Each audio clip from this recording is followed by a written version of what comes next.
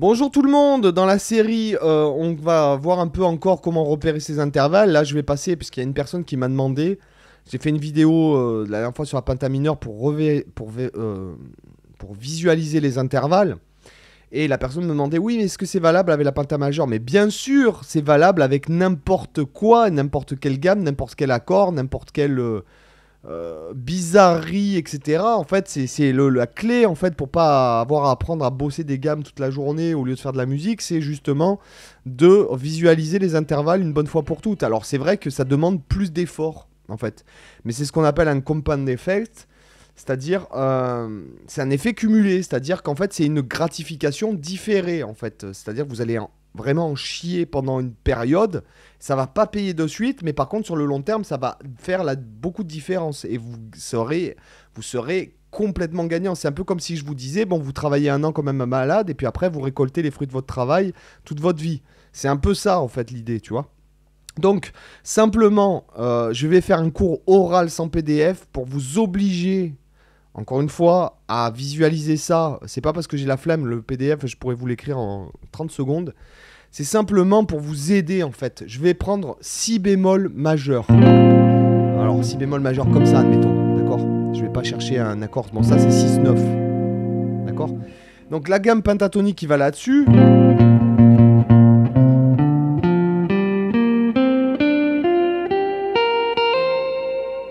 C'est si bémol majeur en fait. Ok. D'accord, d'ailleurs ça fait. C'est le début d'un thème de jazz qui s'appelle In a Sentimental Mood. Ouais,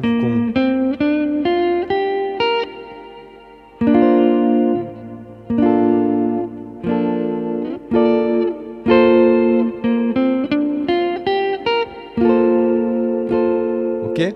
Donc, important de visualiser l'intervalle. On va même pas dire le nom des notes, on va dire fondamentales. Les fondamentales sont ici, ici et ici. Ok, on va commencer par le mode lydien. D'accord. Ok. En fait, si jamais j'ai bien repéré fondamentale, seconde, tierce majeure, quinte juste, sixte majeure, dans ma tête c'est clair et c'est commun à tous les modes, aux trois modes issus de la gamme majeure qui contiennent, si vous voulez, les trois modes majeurs, les trois modes majeurs issus de la gamme. Issu de la gamme majeure, donc c'est-à-dire le ionien premier degré, le lydien quatrième degré et le mixolydien cinquième degré, ok, ils ont en commun tous les trois la gamme pentatonique majeure, c'est-à-dire que tous les trois contiennent la gamme pentatonique majeure. Exemple, là je suis en si B, je vais parler en Do pour que ce soit simple. Sur le degré numéro 1 de la gamme majeure de Do, j'ai la gamme de Do majeur pentatonique. Sur le quatrième degré, j'ai la gamme de Fa majeur pentatonique. Et là, sur la gamme du cinquième degré, j'ai la gamme de Sol majeur pentatonique. Ok. Donc une fois que vous avez appris ça et repéré dans une seule position vis-à-vis d'un accord, c'est-à-dire apprendre basiquement un accord, dessus je peux mettre ma gamme pentatonique majeure.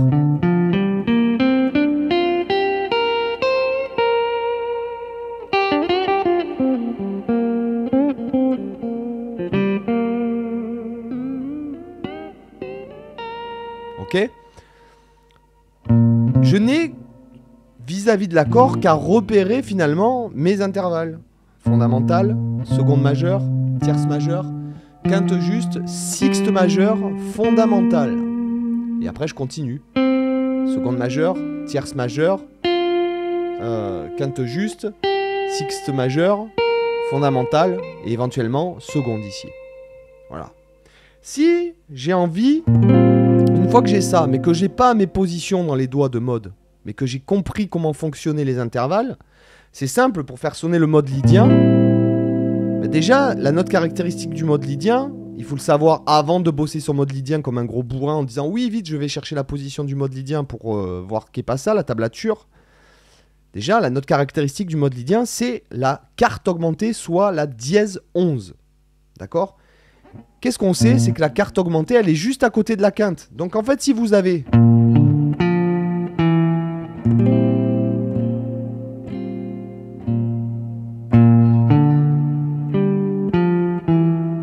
vous savez déjà repérer et donner de la valeur à cette note. Et du coup, vous avez vu déjà comment votre oreille, en fait...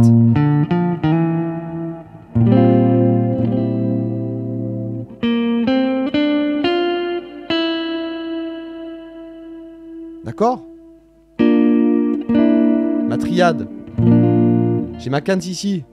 Dièse 11. J'ai ma quinte ici. Ma dièse 4 ou dièse 11, c'est la même note. Dièse 4, dièse 11, c'est la même chose. La dièse 11, c'est la dièse 4 à l'octave. Fondamentale, seconde, tierce majeure, quarte augmentée, quinte. D'accord? Et après, si jamais je veux rajouter, compléter mon mode, puisque la gamme pentatonique, penta en grec, ça veut dire 5. Je crois même que à la base, je ne veux pas vous dire de conneries, mais bon bref, c'est grec. Penta, ça veut dire 5. Hein, le pentagramme, le pentagone, je sais pas, voilà. D'accord? J'ai ma septième majeure à rajouter, ça fera 7 notes du mode. Fondamentale, seconde, tierce majeure, quarte augmentée, quinte juste, sixte majeure, on l'a vu la sixte la dernière fois, d'accord? Septième majeure, qui est la septième majeure, elle est juste avant la fondamentale. Et si jamais vous avez du mal à la trouver, trouvez la fondamentale, elle est juste avant. Et une fois que vous avez ça, vous n'avez même plus besoin de travailler vos arpèges, etc. pour les avoir dans les doigts, mais...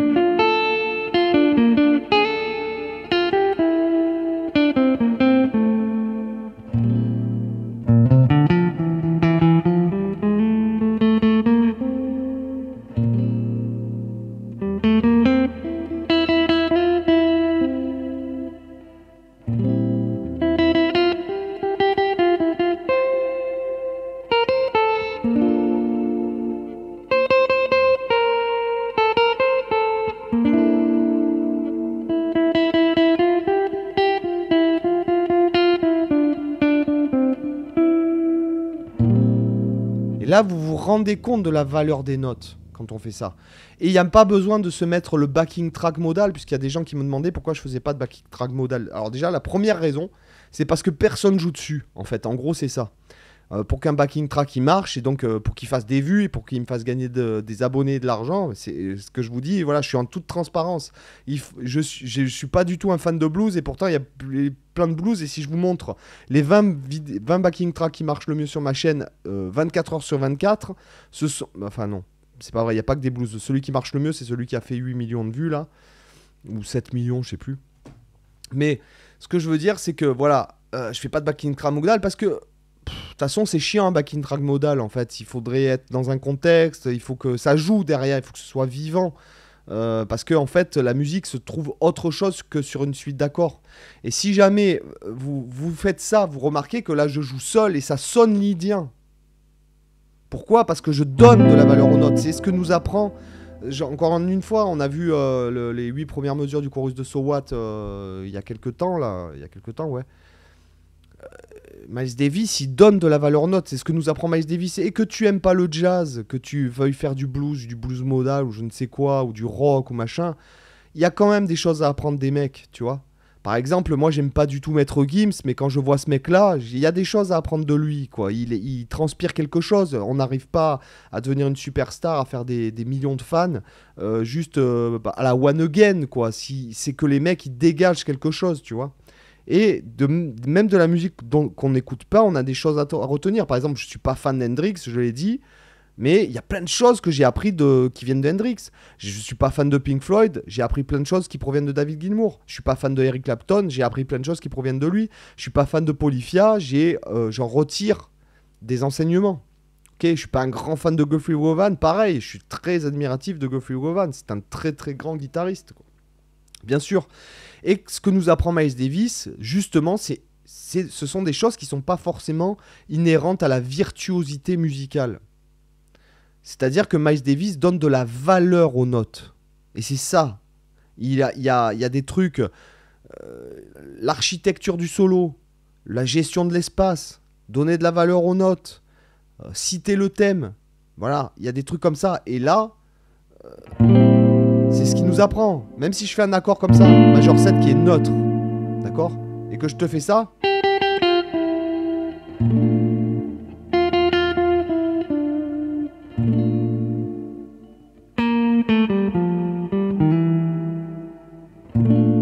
Tu vas entendre le mode lydien.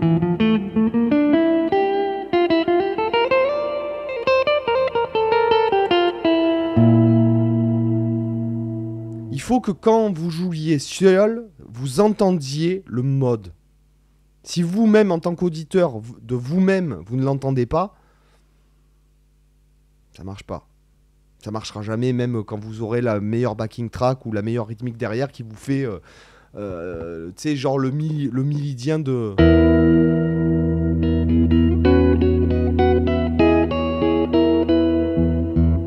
Tu vois, avec le bourdon, etc. Il faut que quand vous jouiez seul, les notes soient articulées autour des notes caractéristiques. Si maintenant je passe au mode mixolydien et je reste dans la même tonalité, je suis neutre, je fais un accord majeur.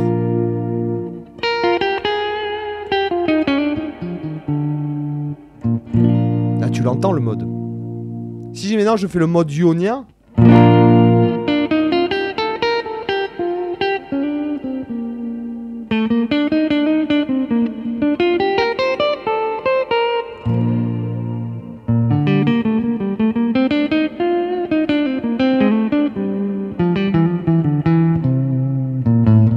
désolé, j'ai fait le mode lydien.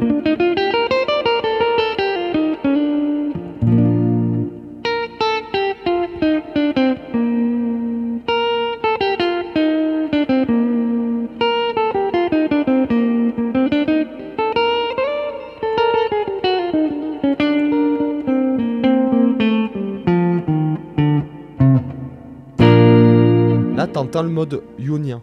Et pourtant, je suis resté en si bémol. Voilà. Là, t'entends dessus de mode mixolydien.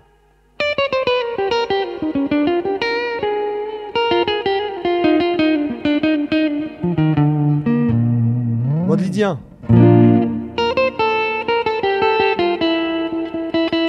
Bien. Mode lydien, il se passe quelque chose, quoi. Il se passe quelque chose de pas normal. Dans un film, c'est souvent lié à une scène où il y a une genre, je dirais, une intrigue, où il y a quelque chose qui n'est pas naturel.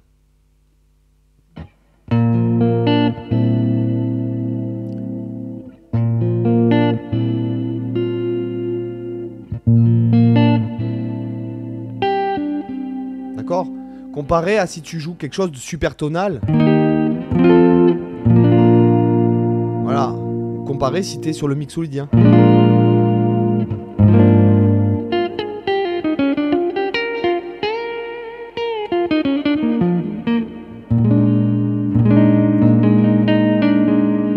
D'accord ? Voilà, ce que je veux dire, c'est qu'il faut absolument que vous repériez vos intervalles et ça marche avec tout. Tous les gammes, tous les modes, tous les accords, etc., etc., etc.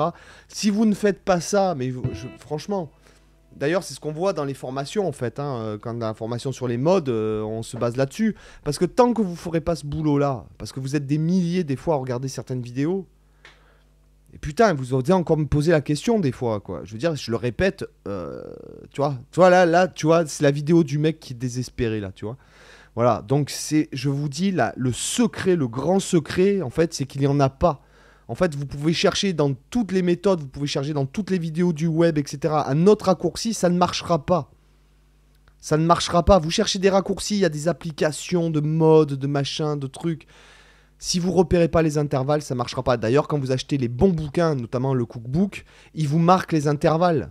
C'est pas pour rien que c'est un bon bouquin. Donc posez-vous la question si les bouquins... Parce que le Guitar Cookbook, c'est un best-seller mondial. C'est pas juste en France que ça marche.